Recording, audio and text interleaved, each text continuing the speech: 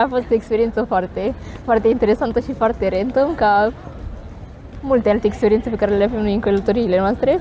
Cum am vizitat orașul chiar în perioada în care erau comemorați 35 de ani de la primele revolte anticomuniste, am avut ocazia să participăm la Festivalul Luminii. Ce drept, asta nu ne s-a mai întâmplat niciodată în călătoriile noastre, ni s-au întâmplat altele. Leipzig ne-a mai întâmpinat cu o experiență surpriză. Am participat la un concert susținut de câțiva membri ai comunității ucrainene din Leipzig, care pe Miruna au emoționat-o, bineînțeles. Hei, bine ați revenit la un nou vlog, Marca. Fast for Pair. Suntem aici în Leipzig. Și este o vreme superbă, de-abia așteptăm să bucurăm de acest oraș pe vremea asta. Dacă ar fi să destănuim un secret, am ajuns în Leipzig încă de aseară și am surprins minunile orașului încă de ieri. Da, și cei drept nu ne-am bucurat chiar de această vreme însorită, pentru că aseară, în timp ce ne plimbam prin centru și prin cartierul unde suntem cazați, ne-a prins puțin ploaia. Dar atmosfera și orașul sunt încântătoare și de-abia așteptăm să vi-l arătăm. Rămâneți aici, like, share, subscribe și alte ale. Tocmai am ajuns la cazarea noastră din Leipzig, care este superbă. Este o garsonieră mică, dar arată super, super bine și cel mai bun punct este priveliștea. Suntem aproape de centrul vechi, chiar lângă biserica Sfântul Petru și avem o priveliște absolut superbă. Știam că o să fie lângă biserică, dar nu m-am așezat sincer să fie chiar atât de aproape.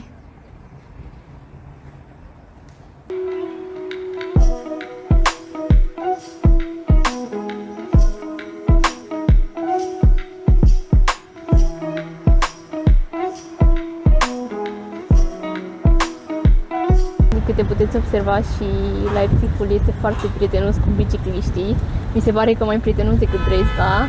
Au foarte multe benzi dedicate și cer chiar era să ne ciocnim cu unii dintre ei din neatenție și nefiind obișnuiți cu stilul acesta de mers în trafic. Dacă puțin mai devreme am făcut intro-ul pentru un vlog, ați văzut fața primăriei. Acum suntem în spatele ei. Ce este interesant la această clădire este faptul că face parte din curentul arhitectural Gründerzeit, un curent dezvoltat la finalul secolului al XIX-lea și despre care am citit că în Leipzig încă întâlnim aproximativ 12.500 de clădiri în acest stil.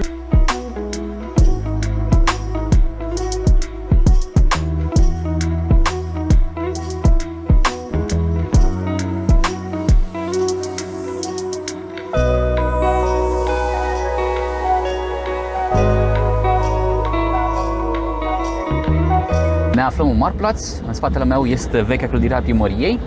Leipzig, sau micul Paris, așa după cum a fost denumit de Goethe.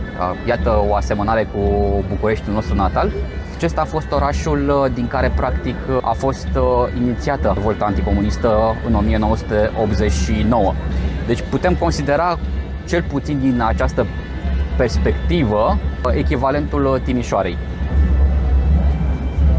Mai devreme, când Marius povestea câteva detalii interesante despre Leipzig, în fundal se auzeau muzicanți cu o tobă și cimpoi care ne-au atras atenția în drumul nostru prin centrul vechi și chiar ne-am abătut de la traseul pe care îl aveam pentru a-i urmări, lucru care demonstrează că Leipzigul își merită locul printre cele mai importante orașe ale culturii, artei și muzicii. De asemenea, în Leipzig întâlnim una dintre cele mai vechi și importante opere din Europa și din Germania, precum și cea mai veche orchestră simfonică care încă activează, dar și una dintre cele mai vechi universități europene, ceea ce face ca Leipzigul să fie un centru universitar puternic al Germaniei, dar și al Europei. Plimbându-ne în centrul vechi, chiar am văzut destul de mulți studenți și destul de mulți tineri,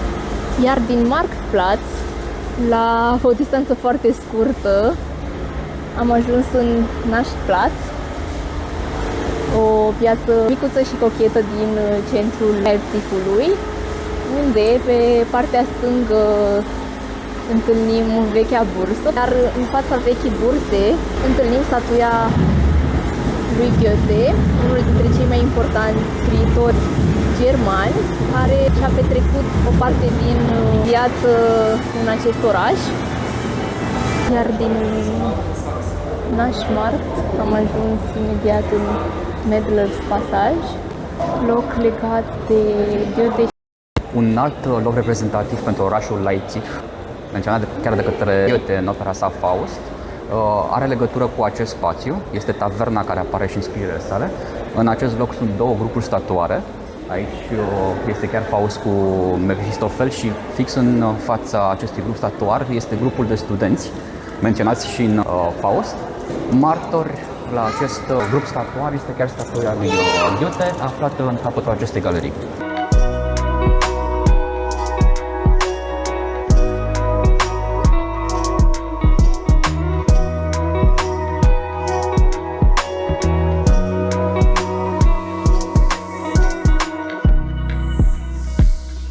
Nicolae Kirche, biserică pe care o puteți vedea în spatele meu, este cea mai veche catedrală din Leipzig și martorul atâtor evenimente ce s-au petrecut în acest oraș pe parcursul decenilor și secolelor de când este aici.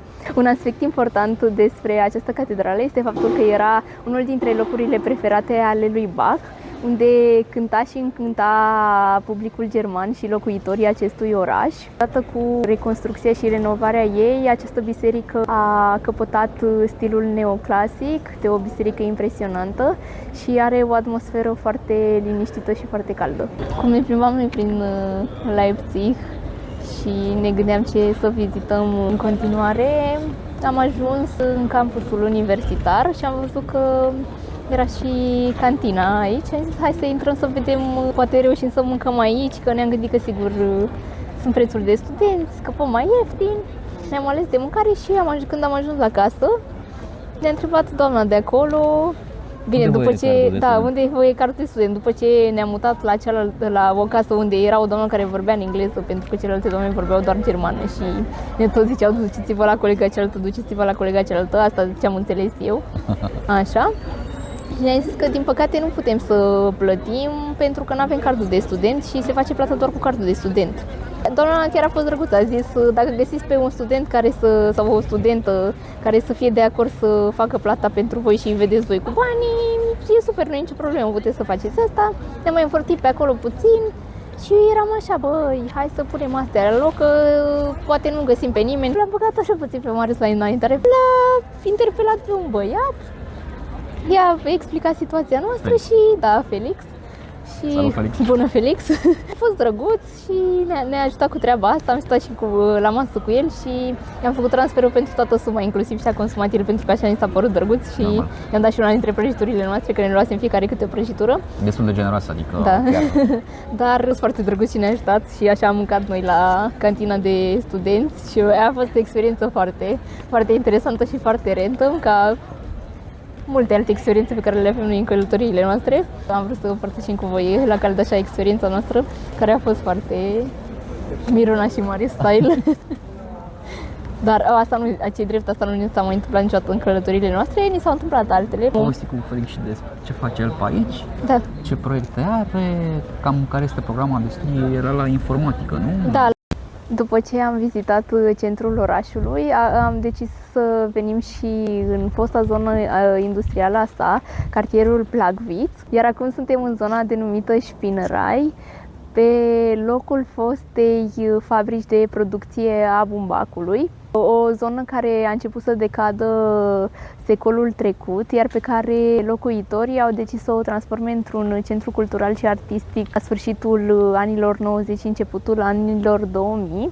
Momentan nu vedem foarte multă acțiune în zona aceasta, dar am reușit să vedem câteva cafenele drăguțe și citind afișul din spatele meu am reușit să vedem faptul că aici sunt și niște birouri de arhitectură și spații dedicate artei. O altă informație interesantă despre Leipzig, care cumva are legătură și cu acest cartier, este faptul că la începutul anilor 2000, Leipzigul a primit supranumele de Leipzig, datorită faptului că atrăgea foarte mulți tineri în oraș, fiind comparat și cu Berlinul, pentru că avea prețuri mai mici, dar cumva aceeași atmosferă și aceleași oferte culturale și educaționale. Povesteam mai devreme că Leipzig este orașul din care a pornit revoluția ce a condus la căderea zidului Berlinului în 1989.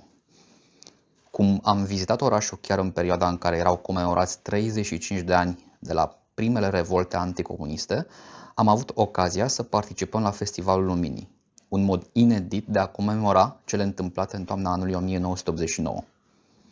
În timpul acestui festival, în oraș au loc mai multe evenimente, culminate cu o expoziție de instalații de artă contemporană și proiecții în 21 de locuri din centrul vechi al orașului.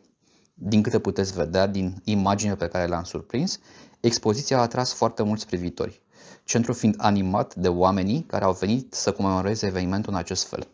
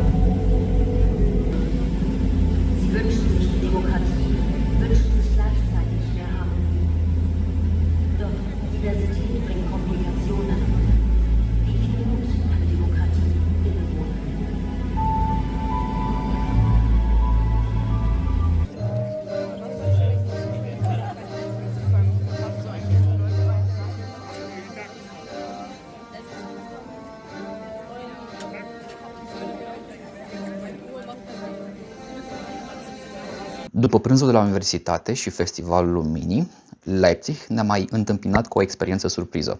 Chiar în catedrala aflată lângă cazare, am participat la un concert susținut de câțiva membri ai comunității ucrainene din Leipzig. Noroc că am vrut să vedem cum arată catedrala. Am ajuns chiar înainte de începerea concertului, iar abia apoi am aflat despre ce e vorba mai exact. Lăsăm aici câteva cadre cu muzicienii talentați, care pe Miruna au emoționat-o, bineînțeles.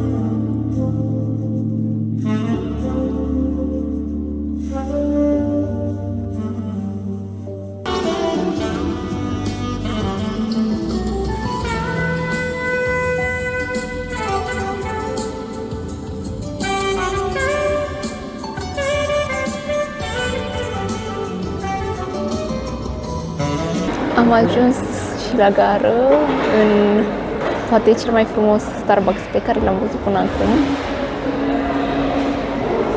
Puteți vedea detaliile acestea drăguțe, iar jos este o expoziție.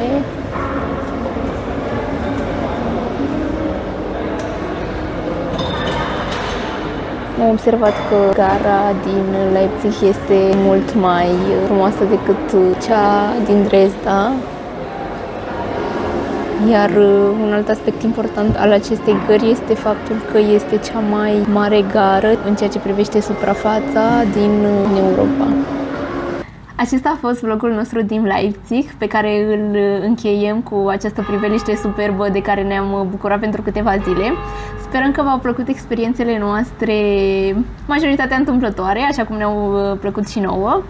Vă așteptăm la noul nostru vlog pe data viitoare, așa că like, share, subscribe și alte alea. Pa! Pa!